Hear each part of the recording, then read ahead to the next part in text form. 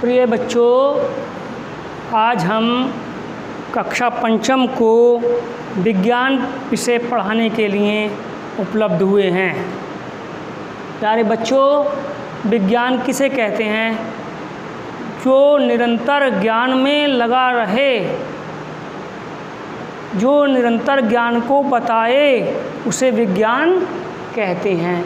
अब इस विज्ञान में हम इकाई 1 भारत में विज्ञान की उज्ज्वल परंपरा, जिसका अध्याय 1 है विश्व विज्ञान में भारत का योगदान, अर्थात विश्व में विज्ञान के क्षेत्र में भारत का क्या योगदान है, इस विषय पर कुछ आपको विचार व्यक्त करके समझाएंगे। जरा सभी बच्चे ध्यान से सुनें। भारतीय विज्ञान की विश्व की विज्ञान में एक अपनी अनूठी परंपरा है, जिसमें प्राचीन काल के अनेक वैज्ञानिकों ने अनेक कार्य अपने वैज्ञानिक क्षेत्र में अनेक शोध करके यह साबित कर दिया कि विज्ञान के क्षेत्र में भारत भी अग्रणीय है। प्राचीन विज्ञान की उपलब्धियां, आर्यभट्ट ने पृथ्वी को गोल होने और उसकी आकृति के बारे में बताया और ये बताया कि पृथ्वी अपनी धुरी पर घूमती है। इस बात की उन्होंने पुष्टि की।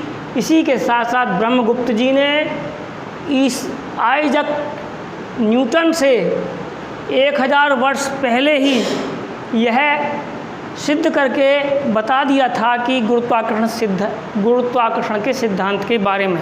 गुरुत्वाकर्षण क्या है? यदि हम पृथ्वी और आकाश के बीच की दूरी को गुरुत्वाकर्षण कहते हैं।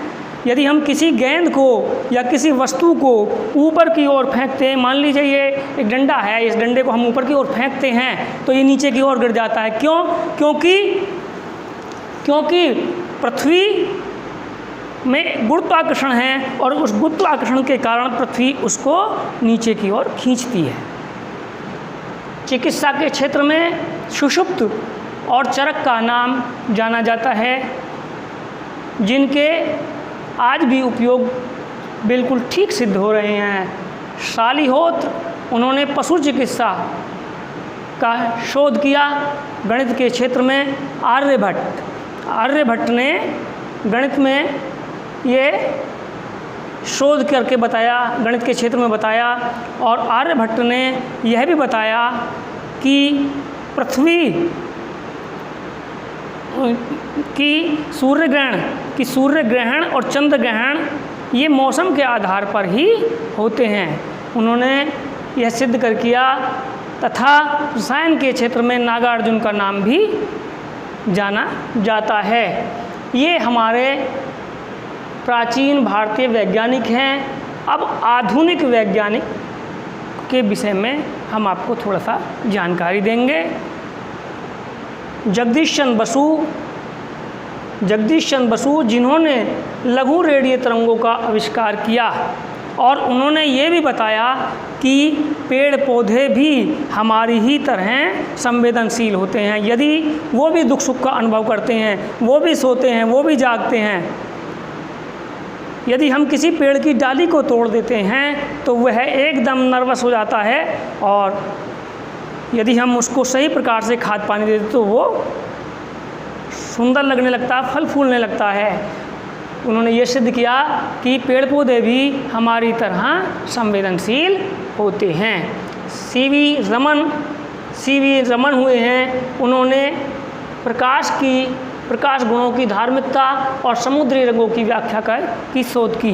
उन्होंने ये बताया। जब प्यारे बच्चों, जब हम आकाश में वर्षा के दिनों में ये 7 रंगों का बना हुआ इंद्रधनुष देखते हैं तो उससे सिद्ध होता है कि समुद्र के रंगों में, समुद्र के जो जल है उसमें इस प्रकार के 7 रंग पाए जाते हैं। स्वतंत्रता प्राप्ति के बाद वैज्ञानिक उपलब्धि, यानी जब हम स्वतंत्रता मिली 15 अगस्त 1947 में हमें स्वतंत्रता मिली, उसके बाद हमारे जो वैज्ञानिक हुए उन्होंने क्या क्या उपलब्धियां दी हैं। उनमें से एक थोड़ा सा अल्प ज्ञान मैं आपको देने के लिए बता रहा हूँ संक्षिप्त में।